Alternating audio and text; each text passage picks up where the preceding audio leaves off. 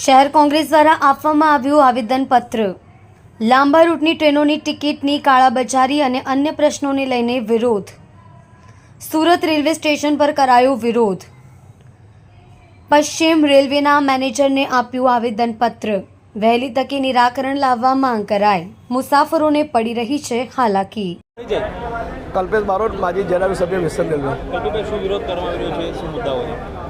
સુરત શહેરમાં 80 લાખની વસ્તી છે, એમાં 20 થી 25 લાખ કરતાં વધુ વસ્તી ઉત્તર ભારતીય સમાજની છે।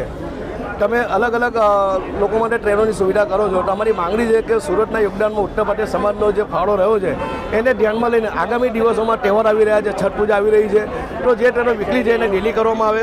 અને ખાસ અમારી એક માંગણી છે કે ઉત્તર ભારતીય સમાજ માટે વંદે ભારત ટ્રેન આપવી જોઈએ। આ અમારી માંગણી છે અને અમારી જે માંગણી છે ગરીબોના હિત માટે, એ માંગણી સંતોષમાં ન આવશે તો આગામી દિવસોમાં સુરત શહેર કોંગ્રેસ સમિતિ સુરત રેલવે સ્ટેશનમાં રેલ લોકો આંદોલન કરશે। કાળાબજારી પણ થઈ રહી છે ટિકિટોની। કાળાબજારી પણ થાય છે। 6 મહિના પહેલાં જ્યારે બુકિંગ ખુલે છે ત્યારે શ્રમિક લોકો ટિકિટ બુક કરાવે છે, પરંતુ જે પૈસા પાત્ર લોકો છે, જે લોકોના અધિકારી સાથે સારા સંબંધો છે, સાઠગાંઠ છે, એ લોકો ટિકિટ વીઆઈપી કરાવી લે છે। 4 મહિના પહેલાં ટિકિટ વેટિંગ આવતી હોય, મારે કાલે જવું હોય તો આજે મારી ટિકિટ કન્ફર્મ થઈ જશે કે મારે અધિકારી સાથે સંબંધ છે।